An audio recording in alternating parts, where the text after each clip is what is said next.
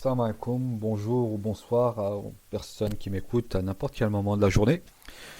Voilà, je voulais parler avec vous d'une tendance qui se fait aujourd'hui, qui est devenue une mode sur YouTube, et moi-même je regarde ces vidéos. Donc aujourd'hui on voit cette attirance en fait de tout ce qui a trait au monde invisible. Ce sujet a toujours suscité un engouement vis-à-vis des gens. Sur YouTube, on voit même des décryptages de scènes d'urbex. Les urbex, c'est des aventures nocturnes dans des châteaux, dans des endroits abandonnés où il y a des présences de djinns. Certains pensent que c'est des fantômes, euh, des présences de personnes mortes, mais dans ma tradition musulmane, c'est des djinns qui s'amusent en fait, qui s'amusent à jouer à cache-cache. En gros, c'est un cache-cache qui joue avec des personnes qui viennent chasser. Et donc, il y a des différences en Europe. Ils sont plus ou moins bien équipés, voilà, avec des testeurs de présence, même comment on appelle ça, au niveau d'une présence du thermo, de la température du corps. Et voilà, ils cheminent dans les châteaux à la recherche de fantômes, des chasseurs de fantômes. Et il y a l'autre tendance qui est du côté de l'Orient, du côté de la Jordanie, même au Maghreb aussi, ça se fait petit à petit. C'est des chasseurs c'est des chasseurs entre guillemets, c'est-à-dire ils y vont avec un simple portable, une connexion et voilà. Comme pour pas les nommer, comme Ehab, Hassan Barbar, Ahmed, qui sont très célèbres dans leurs aventures nocturnes, et très suivis sur Snapchat. Ils font vraiment, c'est du direct. Et bon, il y a toujours des gens qui vont dire que quoi que c'est fake et tout ça, mais non, en fait, c'est vraiment vrai. Et eux, ils vont directement, se confrontent directement au monde des djinns. C'est courageux de leur part parce que franchement, c'est pas tout le monde qui puisse aller les affronter. Alors que normalement, ces djinns à la base, ils ont plus peur de nous que d'eux en fait. Mais ça s'est inversé avec le temps, vu que les gens ne croient plus en Dieu, l'athéisme qui pullule un peu partout. Et donc, ils font peur, alors que normalement, eux, on leur fait peur. Vous avez vu le. Et donc, pour revenir en arrière un petit peu, avant les Arabes, avant la période islamique, quand ils arrivaient dans un endroit, ils demandaient la protection du djinn, du chef de djinn de cet endroit-là. Et peu à peu, la tendance s'est inversée. Ils ont cette crainte de l'homme a diminué. Et donc voilà, c'est intéressant parce que ça permet, moi je trouve que ça permet pour une personne qui a une démarche spirituelle, ça peut toujours aider vis-à-vis du monde invisible.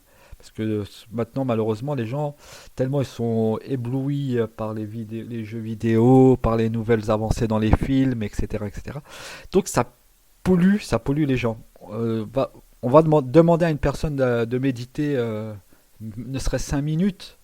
Je sais que dans nos sociétés ici en Europe, c'est dur, c'est très dur. Parce que pourquoi? Parce que on ne cultive pas cela, parce qu'on est tellement accaparé par ces écrans, par le modernisme, que méditer par exemple une montagne ou une chose comme ça, bah, c'est très dur. Donc maintenant, je veux donner mon avis, mon point de vue vis-à-vis d'un point de vue islamique. Dans le sens de, à force de parler d'une chose, en fait, elle grandit dans le cœur et elle s'incruste dans le cœur. À parler de djinn, à longueur de journée, à les regarder sur les vidéos, voilà, à manger de la vidéo, sans pourtant avoir une démarche spirituelle, c'est-à-dire de connaître Dieu. C'est ça qui est demandé normalement à un être humain, c'est de connaître son créateur par la méditation. Et maintenant, on a fait l'inverse, c'est-à-dire on est attiré parce que tout ce qui est djinn, tout ça qui est du spectaculaire, et le côté religieux le côté de croire en Dieu, d'avoir la certitude, ce qu'on appelle l'yaqin. L'yaqin, vraiment la certitude, comme si tu vois ce soleil, et ben, la croyance en Dieu vraiment enracinée dans le cœur, et ben voilà, ça se perd. Pourquoi? Parce qu'on ne travaille pas. Si on le travaillerait de la même manière que, comme on parle des djinns et qu'on essaie de regarder les vidéos sur Internet, et ben, cette construction, elle serait vraiment solide. Et vis-à-vis comment dire, de ces urbex, ça peut aider aussi par rapport aux gens sceptiques qui sont sceptiques, qui ne croient pas en l'invisible. Mais on va toujours trouver quelque chose, de toute façon. Ça peut servir d'argument et de renforcement au niveau de la croyance, qui est l'une de nos piliers de notre croyance islamique. La croyance en l'invisible, bien sûr, ça fait partie des 6 piliers de la foi. Et, ça permet aussi de toucher les non-musulmans. Il y a beaucoup. Je sais que Ehab, tout ça, ils sont suivis du côté de l'Amérique du Sud. Et énormément de personnes sont friands de ce genre de vidéos de l'autre côté. Mais par contre, même s'il y a des bons côtés, le bon côté dans le sens où ça permet aux personnes de rattraper le wagon, c'est-à-dire au niveau de la croyance, ça peut être une porte, c'est-à-dire de cheminement vers Dieu, bien sûr. Il y a aussi ce côté mauvais. Le côté mauvais, c'est d'engurgiter, le fait de ne parler que de djinn.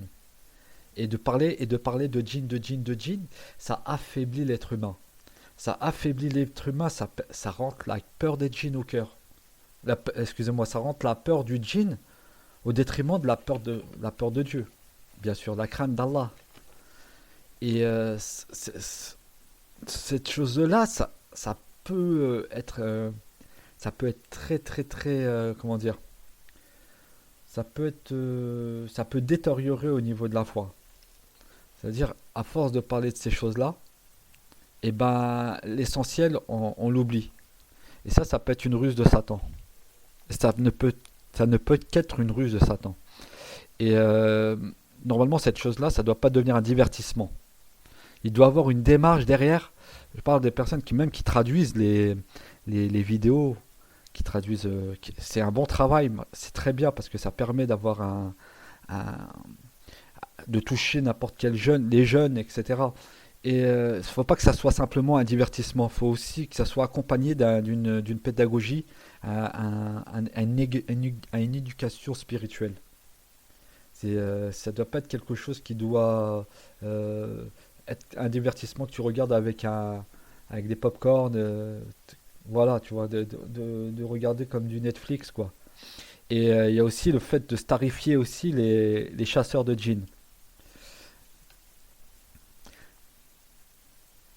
Donc, les aventures dans la chasse des djinns, dans la chasse, entre guillemets, c'est un jeu de cache-cache en vrai, sont intéressantes à partir du moment où elles t'aident à cheminer vers Dieu. Elle ne doit pas être une fin en soi, comme si tu enchaînais des séries sur Netflix. Si on mettait autant d'énergie à construire la croyance en Allah, au Ta'ala, on fortifierait notre attachement à lui. Alors que les vidéos sur cette thématique de la construction, sur la foi, elles sont absentes. Elles n'existent quasiment pas. Mais vraiment, la construction de la croyance en Dieu, la construction active de cette spiritualité vers Dieu, elle n'existe pas. Malheureusement, les prédicateurs, ils nous endorment euh, avec des sujets qui ne sont pas des priorités. Et voilà, et ça, c'est un manque, ça. Et de nos jours, on grandit les djinns et les shaitans au détriment d'une réelle recherche de notre Créateur. Il est ici le danger, et la ruse du diable est ici aussi. Regarder des vidéos sur les djinns avec des buts de raffermir notre foi, oui. Par contre, visionner des djinns pour faire monter l'adrénaline, pour regarder ça comme un mystère, c'est-à-dire, voilà, tu regardes en, en- en collectionnant les vidéos, non. Donc voilà, toujours avoir cette vue-là, avoir toujours une vue critique, qu'est-ce que ça m'apporte à ma foi? Faut que cette question-là, regarder ces vidéos, qu'est-ce que ça m'apporte pour aller vers Dieu? Si par exemple, ça fait plus d'un an ou deux, je regarde que ces vidéos-là, et moi, mon avancée vers Dieu, elle est au point zéro, ça sert à rien, c'est juste une perte de temps. C'est la même chose que les vidéos de motivation en développement personnel. Moi, je regarde hein, les vidéos en motivation, en développement personnel, mais elle ne doit pas simplement se servir comme quelque chose de, on va dire, de se réconforter, de dire voilà, j'ai regardé une vidéo, voilà. Non, normalement, quand j'écoute ces vidéos de motivation, il doit y avoir de l'action derrière.